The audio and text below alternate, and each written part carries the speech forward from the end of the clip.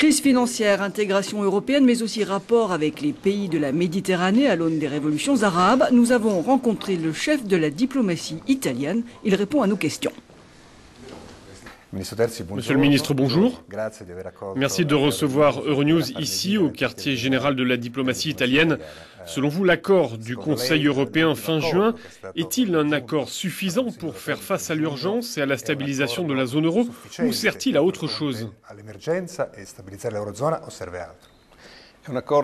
C'est un accord suffisant. L'Italie et le président du Conseil ont contribué de façon très substantielle aux accords obtenus au Conseil européen et nous les considérons comme de bonnes décisions. Naturellement, elles devront être menées dans le cadre de l'Eurogroupe et de l'Ecofin qui devront définir toutes les conditions d'utilisation de ce pare-feu, conçu surtout par rapport à l'excessive fluctuation du différentiel des dettes. Di impiego di questo firewall, soprattutto che si è definito per quanto riguarda l'eccessiva fluttuazione degli spread. Questa è una questione che interessa. C'est une question qui concerne particulièrement l'Italie et nous considérons que c'est une mesure positive, pas seulement parce qu'elle met à disposition une capacité d'intervention, mais déjà parce qu'elle existe. Nous savons que les marchés financiers se basent en grande partie sur les attentes des investisseurs, des spéculateurs. Donc le fait d'avoir pris une mesure de ce type et de savoir qu'elle sera exécutée dans un bref délai est un acquis positif. Una decisione di questo tipo e sapere che verrà attuata in tempi brevi è una réalisation convincente. Pour l'Italie, quelle doit être la ligne maîtresse pour faire vraiment face à cette crise et renforcer la construction européenne?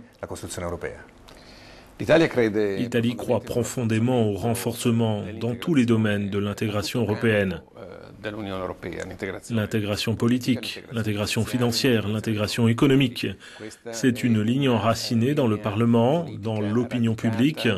Nous avons un mouvement fédéraliste fort avec des objectifs d'intégration qui sont très clairs et bien définis.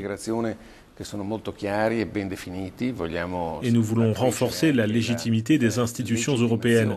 De fait, nous sommes satisfaits que le traité de Lisbonne ait créé les conditions d'un renforcement de la légitimité et aussi du rôle du Parlement européen. Nous sommes profondément convaincus que la voie du renforcement institutionnel est gagnante pour une Europe compétitive et une Europe vraiment capable de jouer un rôle significatif. Laissons notre continent, allons direction le Sud. Le monde arabe connaît actuellement une grande phase de transformation et de changement.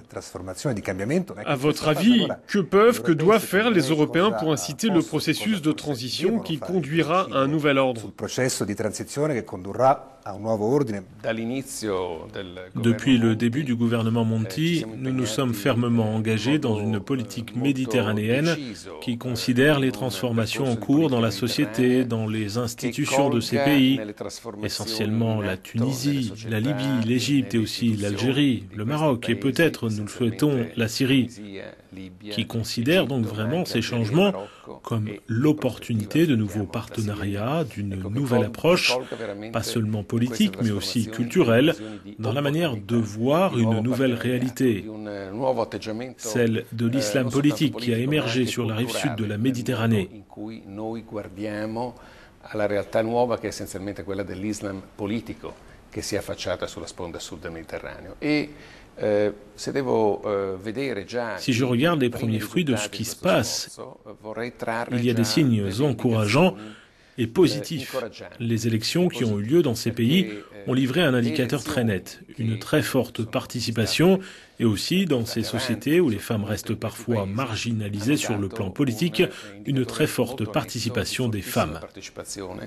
E anche in società come queste, dove talvolta la componente femminile era emarginata dal percorso politico, hanno dato anche una fortissima partecipazione delle donne.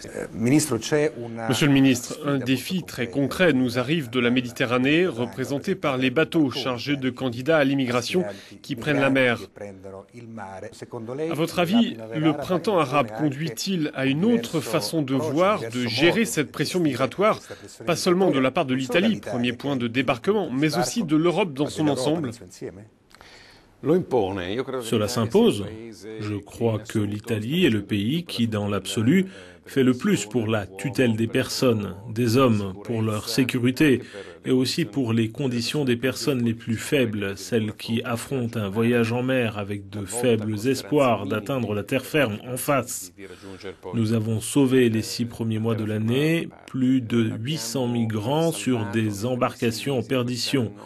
Les gardes-côtes italiens sont intervenus pour 800 cas.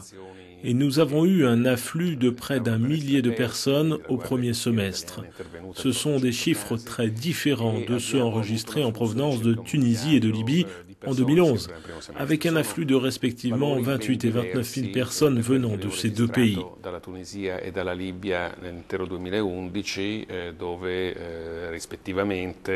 Abbiamo registrato un afflusso di 28.000 e 29.000 in ognuno dei due paesi di persone immigrate. Però il problema Mais le problème demeure. Et nous devons le regarder pas tant comme un problème que comme un grand défi que l'Europe doit relever avec responsabilité, en développant encore les relations de partenariat avec les pays que j'ai évoqués. Beaucoup a été fait en ce qui nous concerne sur le plan bilatéral. Mais nous espérons qu'il continuera à en être de même sur le plan européen.